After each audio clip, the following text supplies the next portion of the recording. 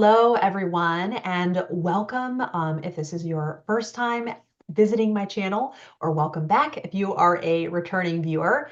And I am continuing with my Victober series of Victorian Desert Island Reads, where I ask a very cruel question to different friends of if they were stranded on a deserted island, what they would choose as the five pieces of Victorian literature. And I was so delighted that my friend Jen from Jen's Reading Life agreed to join me. So thank you so much, Jen, for being willing to do this.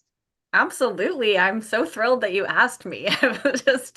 You're the queen of Victorian literature, so I'm very humbled to be here today. Well, I'm honored to be called that. I definitely, the more I explore it, the more I feel like I have so much more to explore. It Mm, was just such the amount of literature that came out in that time span is just quite astounding. hmm I am really I find the more I look into it, the more interested I am. hmm And so I don't know if you had kind of a way that you went about choosing the five, or if we could just jump into the first title, whatever sounds good to you. Sure. Sure. Well, I basically went through all of the Victorian books I read, which isn't a super long list. I am not as well read as Kate is in Victorian literature. Even though I took a Victorian literature class in college and I can't remember what I know we read Alice in Wonderland and Mhm. Through the Looking Glass, and then I think we read Pamela, and I think that's those are the only two I remember, but I know we read more than that, and it's just terrible. Oh, my memory. Anyway, That has happened to me too with school right. reading. Yeah. It's Yeah. I know. But I went through, the first book I'm going to share was a no-brainer because it is my favorite classic of all time, and it happens to be a Victorian novel as well. So that was an easy pick. But the others, I don't know, they were just what spoke to me. And I also wanted to, because whenever anyone asks the question, like, what would I take on a desert island? It's so hard because I want to have, I'm a mood reader, so I want to have something for like Mm. each of my potential moods. Um, so 5 books is difficult, but so I kind of tried to think also in those terms, like kind of having a variety of things to keep me interested because obviously, who knows how long I'll be on this desert island. I could have to read these books over and over and over again before I get rescued, if I ever get rescued.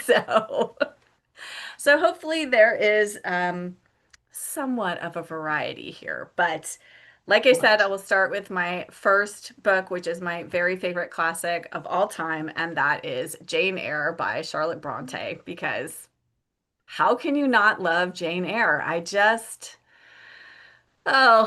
reread it last fall, and I'm kind of wanting to reread it again already because it's so lovely. And Jane is she's just the best character.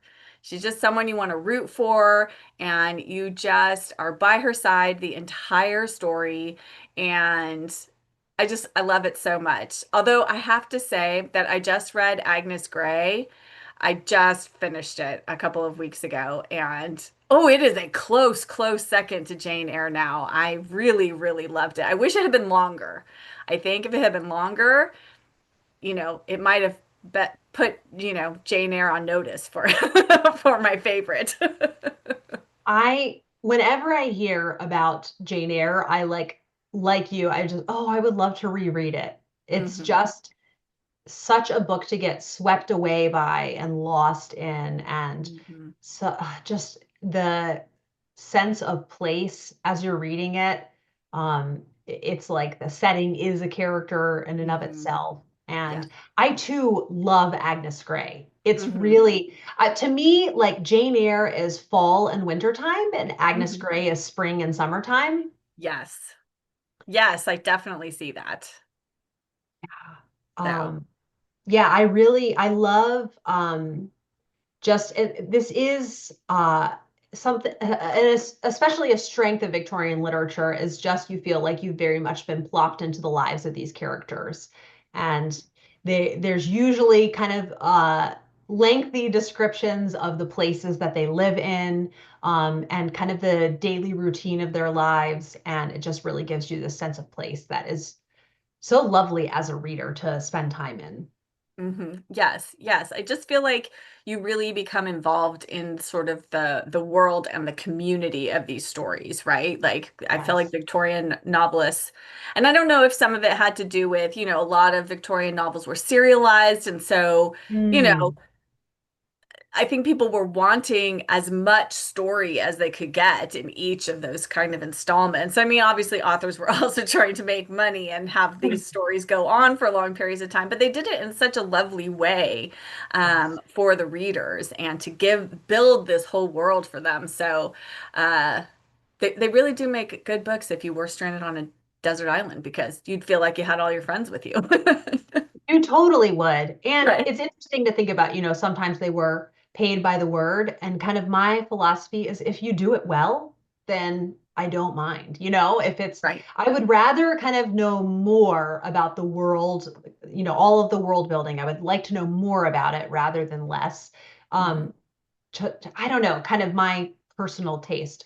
But there are definitely some times when it feels kind of long-winded. So I think it Mhm. just depends on the individual book and author as you're reading. Absolutely. Absolutely. So then after Jane Eyre, I picked a book that, because I really love sort of gothic style Mhm. novels, that is something I'm very much drawn to.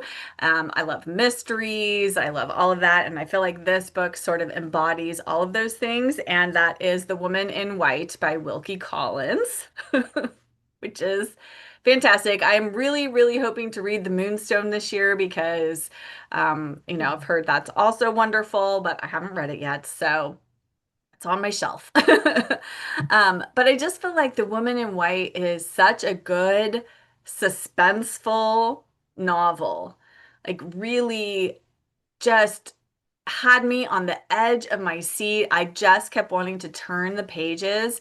And I really felt like the writing in this felt very modern and readable to me because I think sometimes that's what, people think, oh, Victorian literature, like it's really difficult to read, like the language is going to be hard. And yes, there are actually my next book, I think, is maybe a little bit more so in that way. But I feel like Wilkie Collins is very readable, like just. I was so sucked into the story and just couldn't get enough of it. And if I was on a desert island, that's definitely what I would want. And you know what? That's what another thing I love about Victorian literature is that I've heard the phrase sustained tension building. Mm. And so being able to have you wanting to keep turning those pages for hundreds, I mean, I think The Woman in White is almost 800 pages. Uh, It's long, yeah. I mean, mine isn't that long, but the text is really okay. small, so. Okay. So yeah, it's very long, and it just is so satisfying because it gives you kind of, I feel like just enough information that you're like, oh, I didn't see that coming, but you want more and you need to know. And yeah, it definitely also, I just love the atmosphere in it. And I Mhm. think just as Jane Eyre feels like this breath of fresh air because it's narrated in first person, I think The Mhm. Woman in White feels like a breath of fresh air because it has multiple narrators. And I feel like it keeps the story really alive as it's going on. Yes. Yes. And it does sort of use a little bit of one of the conventions of the Gothic novel is that it is often a story being told as like written as a letter, written as an article, Mhm. written as a book, written as something else by some outsider who, isn't involved in the story. And so you do get some of that in The Woman in White as well, which I Yes. just think makes it very interesting in its how it is structured just as a novel. So like looking at it critically as a piece of literature, like I just think Wilkie Collins did something really interesting here that you don't Yes. always see happening in novels of this time period. So, Yes. And yeah. I heard it said too that this kind of style, which Wilkie Collins does in a few, The Moonstone is Mhm. that way, is a little bit imitating kind of courtroom trials and how Mm. you'll hear from the different witnesses, which I thought, oh, Mhm. that is really cool to then kind of Yes. take that from real life and use it in a novel. And Mhm. I'm toying with. rereading so many books during Booktober, but The Woman in White is way up there. And I saw that Audible has one narrated by Ian Holm, and he has Ooh, such a cool voice for narration. yes. I'm definitely tempted by that. Ooh, very much so. Yeah, that sounds fantastic. I'll have to remember that when I'm ready to do my reread, but I definitely want to read The Moonstone first before I go back to The Woman in White. So, uh, Yes. yeah, The one hesitation I have with rereading The Woman in White is that will it kind of live up to my memory of it? So right. actually, Stephanie from Miss Richards Reads, she also included The Woman in White in her list, and she said that there's another Wilkie Collins we love, Man and Wife, and she said she did enjoy Man and Wife on a reread, but she didn't enjoy it more, and she said that rereading The Woman in White was really satisfying because Mm. she just felt just as invested, if not more, kind of the second time around. Well, I could see that because I feel like it could be one of those books where when you know a little bit more, because you Mhm. know what's coming and what's happened, going Yes. back on your reread. And so I feel like you could get a little bit more into the details of it and watch how Wilkie Collins unfolds everything because you know. I do that sometimes when I read Agatha Christie novels, when I reread them, because one, I often don't remember who done it anyway, so it doesn't matter. But when I do Same. remember, right?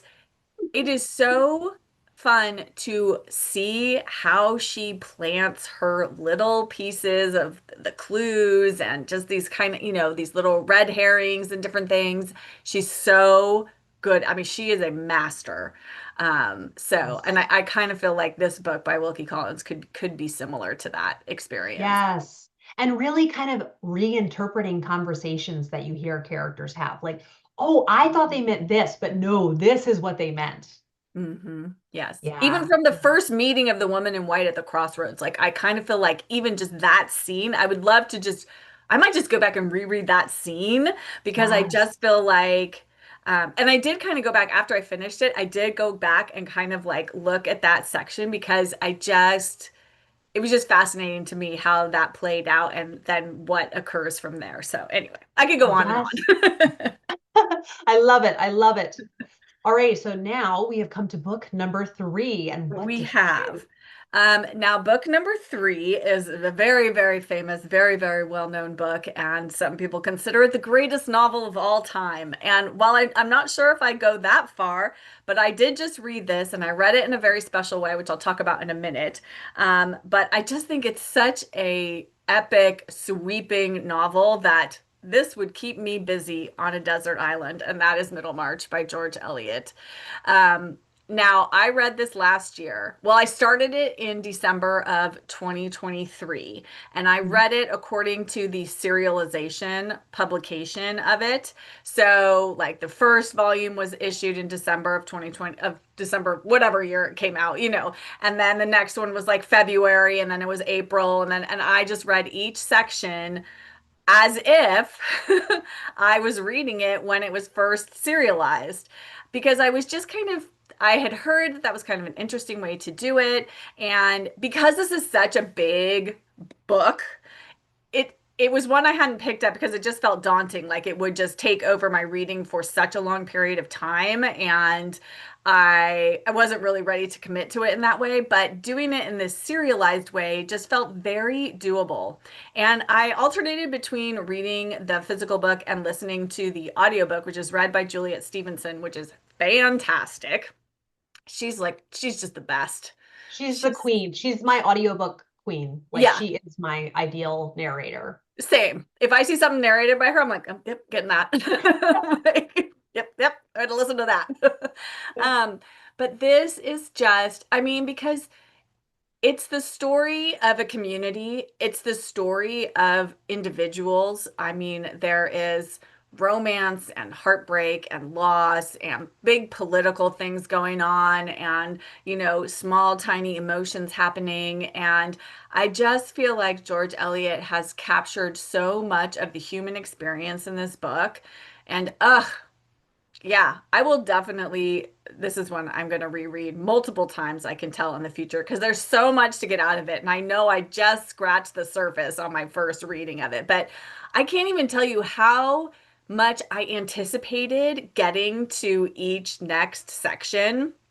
like some people were like, well, don't you forget, like, aren't you forgetting what, and I said, actually, no. And I thought I might, like, oh gosh, where am I in the story? What just happened? But as soon as I picked it up again, I was immediately back in it. And then I just didn't want to put it down. And I would binge read it for like 2 or 3 days. And then I'd be like, oh, and I gotta wait 2 months to read the next section, you know?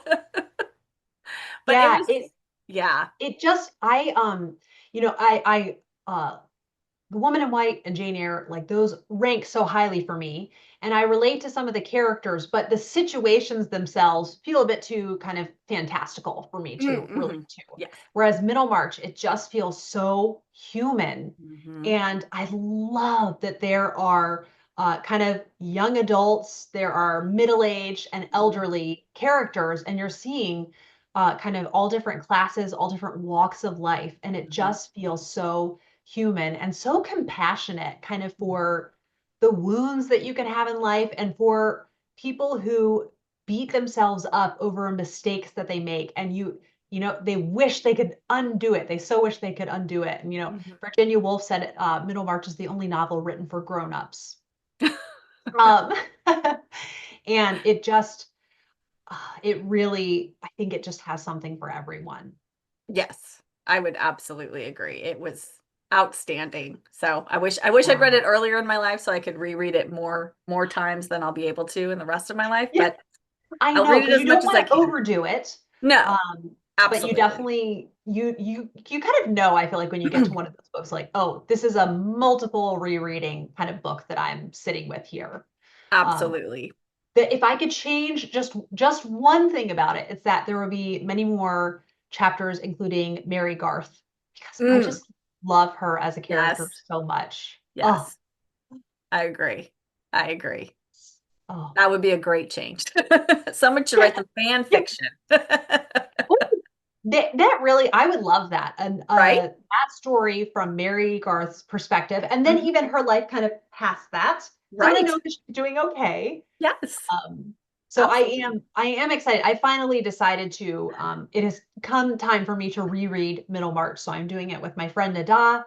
We've met through BookTube, and Hmm. we're going to take 2 months to read it. So hopefully at a leisurely enough pace. For Hmm. some reason, me doing long spread out readings, I don't know, it doesn't work for me. And I think everybody's kind of reading taste is just different, kind of what suits them. And I love the notion of that, kind of reading it in the same pacing that the Victorians would have, but Hmm. I don't know. I don't know what's wrong with me. Nothing, nothing. We all just and it's so funny because I don't think every book would work that way for me. I could see Mhm. trying it with something else and, having a month or two pass and then picking it up and thinking, I have no idea what's going on in this story. But for some Yes. reason, I think I was just in the right place and the right mood to Mhm. just be swept along by Middlemarch in that way. And so it That's just worked for me. lovely. But yeah. That's is some bookish serendipity, like right time, right pacing. Absolutely. I love bookish serendipity and I absolutely Yes. think that's a real thing. Yes. And Oh, do you know that this is not Victorian, but Mhm. went for a drive with my dad, and he started to tell me about this book, which I will put in the description because I'm forgetting the title of it right now. It's something of Bugle Ann, like the Hmm. trial of Bugle Ann. Bugle Mhm. Ann is this hunting dog. And he was telling me I recommended it to Abby, which is my older sister, and she loved it. And so by the end of that drive, I had ordered a copy on Abe Books. And I think it was for my sister, it was like just the right time for her to read it. And so I'm hoping that whenever I do end up picking it up, it's supposed to be kind of sad, but have Mhm. really beautiful writing. Mhm. And it was an author I hadn't read anything from before. So I was just like, maybe, I was meant to have this conversation with him and this could become a new favorite book. Fingers crossed. Right. Yes. I always think that, sometimes I will think to myself, why didn't I read this book? Like I was just saying about Middlemarch, why didn't I read this book sooner in my life? But you know what? I think books come to you exactly at the moment you need them to come to you. Yeah. And that, especially those books that really resonate with you, I think it's just, like you said, right place, right time. It's just that bookish serendipity. The stars are aligned and it just makes for that perfect reading experience. And I think, isn't that what we're all looking for? Is that moment where we just fall in love with book. It is. And I know that actually with the Moonstone, there was one year I tried reading it and it was just not working for me. But I Hmm. kept it on my currently reading on Goodreads. And then I kind of did a spring tidying up of my currently reading folder and picked back up with Middlemarch. And it was just like magic. Like it was Hmm. just the right time for me to be reading it. And Hmm. so I always say, I would rather set down a classic and say it's not the right time, Hmm. and then come to love it later on, than hate read it and just be like, oh, I never want to see that book again. Right. So, actually, that just happened to me with a Victorian novel that I'm reading right now, which is I'm reading The Warden by Anthony Trollope, which is my first Trollope. Haven't read Trollope yet, Oh, but I tried to read it. Melissa and I were going to buddy read it 2 Victobers ago, and both of us were it just wasn't the right time, for it. yes. And then I think I was talking with Elizabeth Hmm. because Miranda Mills had picked The Warden for her like summer group read thing. And so I thought, oh, Oh, maybe this is a good time for me to pick this up. And Elizabeth's like, oh, the audiobook read by, I'm forgetting his name, David Shaw Parker. maybe? I I can't think remember. well, there's Timothy West. There are two Oh, that's camps the one. with it. That's the Okay, one. yes. Yes. Yes. Well, my I library definitely had it. And I so I was like, oh, well, that's meant to be then because yes. so I'm listening to it right now and absolutely loving it. So, Oh, again, it's just like sometimes it's just not the right time for you in that book, but that doesn't mean that that book is a never book. It's just a not right now book, right? yes. Yes. Yes. So, and it's really being willing to DNF classics has just repaid me, I think, like 10 times over. And it's Mm-hmm. like it's okay. The book will be there. Hmm. And then even I would rather, I'm going to say something bold, I would rather not get to it than hate it. Yeah, I Um, agree. yes. Hmm. Oh, well, I am so delighted you are enjoying The Warden. And I I have to am. say, like that series only gets better. It's That's what I've heard. So I'm just excited. delightful.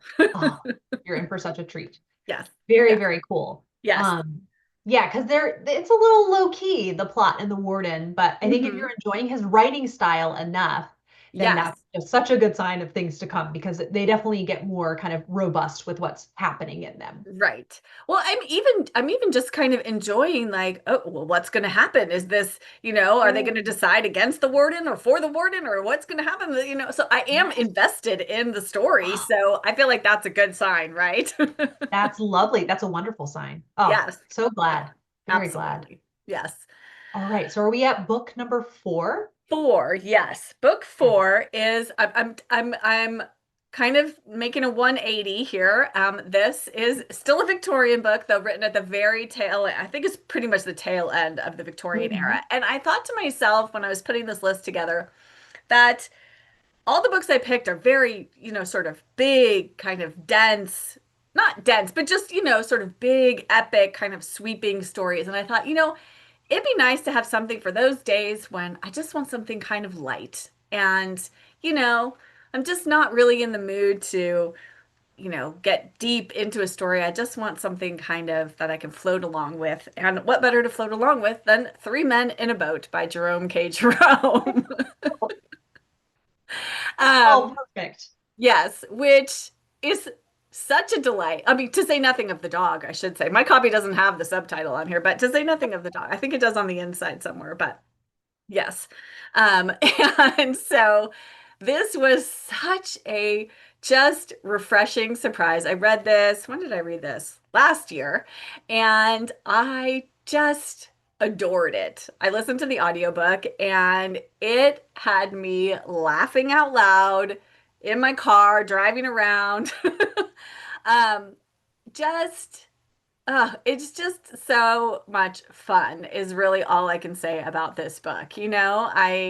If you are in need of a pick me up during Victober, Three Men in a Boat is the book to pick you up. I just feel strongly that this one is the one that will just put a smile on your face. And it's just kind of silly and I mean, nothing major happens in it. It's all about these men, on this boat down the Thames in England and the dog too. And, kind of what their silly antics that they get up to and what happens to them. And some ridiculousness, and it was just pure joy for me. So I loved it. That book is pure joy. That's a Mhm. great way to put it. And it is, um, yeah, I tell people like if you enjoy kind of Jeeves and Wooster, That's definitely exactly give what I was going to Greenland say. of a try. Yes. Absolutely. If you're a Wodehouse fan, Woodhouse fan, Yes. Woodhouse, yeah, Woodhouse. Yeah, Woodhouse. That Yeah. yeah, I always say Wodehouse, and Yes. I know it's Woodhouse, and It looks like it Wodehouse. should be Wood. It I really know does. it does. My husband and I were just talking this morning about how the English like to take like their cities that are like something sure and make it much shorter than the actual like because Yes. it's the today is like National Worcestershire Sauce Day or something. It's the day Worcestershire Yes. sauce was invented or first produced or whatever. And so Yes. we were talking about like, how they like you'll look at this, I'll look at the town name and I'll think that's probably not pronounced the way I think it's I pronounced. Yes. Well, and I love too, because some of our places in the United States are named after places. So we have Yes, Birmingham, Alabama, but there it's Birmingham. Like you right. don't enunciate all those, every last Exactly. syllable. Exactly. So I've digressed. But yes, Woodhouse is a great comparison, I think, to Three Men in a Boat. So I think if you enjoy those books, you will absolutely love this one. It's just another one I Definitely. can't wait to reread because when I need to pick me up, it's either Woodhouse or this. Yeah, definitely. Oh, definitely agree. Very Yeah. fun. Yes. All right, so we come to the final Yeah. book. And I think, Kate, you're going to love this one Mm. because, uh, well, this is one actually, we were talking actually before we got on about watching the the adaptation, the TV or Oh, movie adaptation of something before reading the book. And that is how I came to this particular book was my mom gifted me for Christmas, I want to say 25 years ago, the DVD wow. of this book. And I just absolutely fell in love with it. And then I don't know why I didn't read the books, but um I think at that time, I mean, this was like pre Amazon days and all that, like Right. things, or at the very beginning of that, it was like things weren't as easy to get as they are now. So I'm sure like probably my Mhm. local bookstores just didn't have this particular book. But that book is Wives and Daughters by Elizabeth Gaskell. I Uh, feel like just in the Venn diagram of our reading tastes, Wives and Daughters is yes, right. It's like it has so much it that does. you and I just adore in books. Absolutely. Absolutely. And so again, I think this is just, proof that you can watch the adaptation first and then still fall in love with the book Yes. afterwards. Yes, because as I was saying, like it's 9 times out of 10, the book is going to be better. So you save the best for last. Absolutely. Absolutely. But the adaptation is just lovely in its own right. It's just like Yes. I think sometimes you got to separate those two things a little bit, right? Like, Mhm. okay, this isn't, a film adaptation. It's not going to be the book exactly. So, Yes. but you can appreciate it for what it is. And I think they actually did a really Yes. good job of turning this book into a film adaptation. So, and because it's a mini series, it's more robust than if it was just a movie. So Yes. And also I think one reason, another reason I was just occurred to me that I think it works so well being adapted is the interior lives of the characters in the book, it's very subtly written about. Like it's not at all on the nose. And even, I don't want to give anything away, but one Mhm. character is clearly in love with another, but it's never explicitly stated. You Mhm. just see them kind of upset when certain things happen to that character. They care a lot, but it's never explicitly said.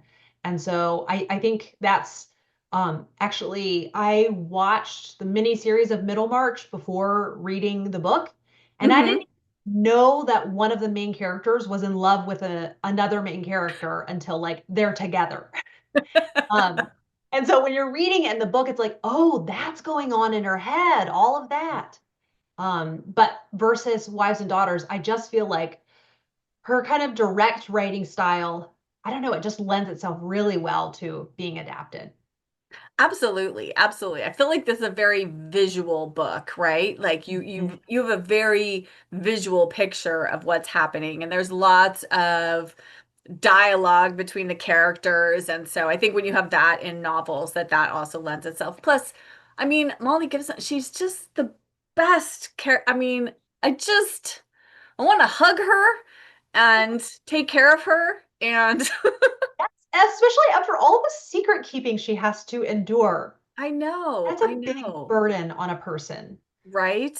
Right? Oh, I mean, you know, and she's got a little bit of the like kind of like Cinderella thing happening, where she's got like the sort of yes. wicked stepmother kind of stepsisters coming in and Yes. Except in know, this case, it's like passive aggressive and manipulative. exactly, exactly. A little more dynamic than what we get in Cinderella, but Yes. just so well done, just all of those interactions. And I think we've all known people who are like that. And I think Gaskell, 100%. she is so spot on in what those relationships are like and how Yes. difficult they are. And Yes. you just like, oh, Molly, it's I gonna be know. okay. Oh, and there it is set in the past. I can't remember how many years it's supposed to be set in the Mm, past, but I think it's kind of supposed to be when Elizabeth Gaskell would have been like in her late teens, early 20s. So there's mm, kind of this enchanting quaintness about mhm. the little world that it's set in as well.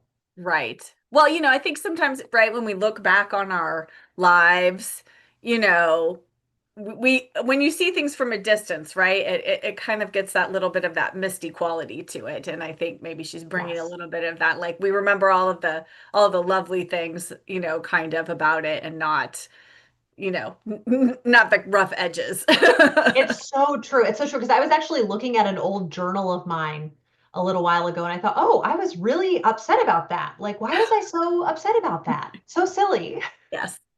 It's much easier to have perspective, right? Time gives us perspective, doesn't it? So Yes. much easier to see things Yes. maybe more clearly, maybe not, but just in a different way than when you're in the thick of it. So, Yes. Yeah, and I find I just love all of the kind of variety of relationship dynamics that are shown, kind of siblings and blended families, and kind of employers and employees, and the different class structure that's there.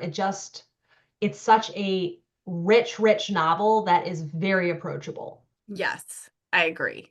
And actually, I need to ask you a question because I Mm. was thinking about reading so that's the only Elizabeth Gaskell I've read so far, but I have three other books of hers on my shelf, and you need to tell me which ones I should read next. So Oh, okay. I have North and South, I have Mary Barton, and I have Cranford. So tell me, what order should I read those in? Okay. Well, I have to say that as people are going to be watching this back, they're all going, it's going to be like the Price is Right. Like they're all be yelling what they want you to Right? read. Yes. And I will say, um, the lovely thing about Elizabeth Gaskell is her books all feel very distinct from each other. They Hmm. have their own feel. I do think North and South is probably like it's a lot of people. I feel like when people have a favorite Elizabeth Gaskell, I have yet to meet someone that it hasn't either been Wives and Daughters Hmm. or North and South. Right. And it's an amazing book because it has some mystery, it has some love story, Hmm. social commentary because she had such a social conscience. And wanted to help the poor. Like when she lived in Manchester, she saw intense poverty, and so her heart for people really struggling just to stay alive, it really comes across in North and South. Um, but Cranford it's going to be slightly in the three men in a boat category, Mm. which, so it's a lovely Yes. breath of fresh air. And actually, Elizabeth Gaskell herself confessed she said it's the only one of my novels that I enjoy reading myself. Oh. Um, which I just love the thought of her when she wasn't feeling well, she liked to read it. Hmm. And then Mary Barton is kind of in the, I would say, sensation novel-ish category. There Hmm. is a big mystery that takes place in it, and you are really turning those pages towards the end. So on the one hand, I would say it kind of depends on the mood that you want, Hmm.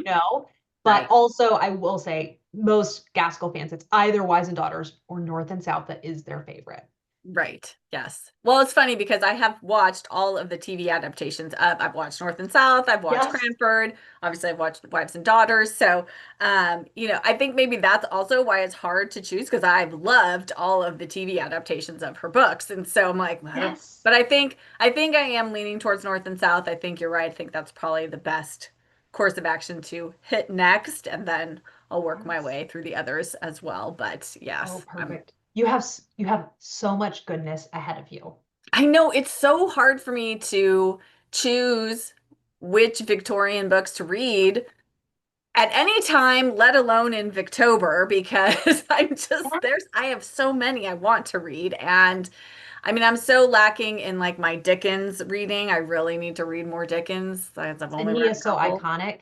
I And know. that is it.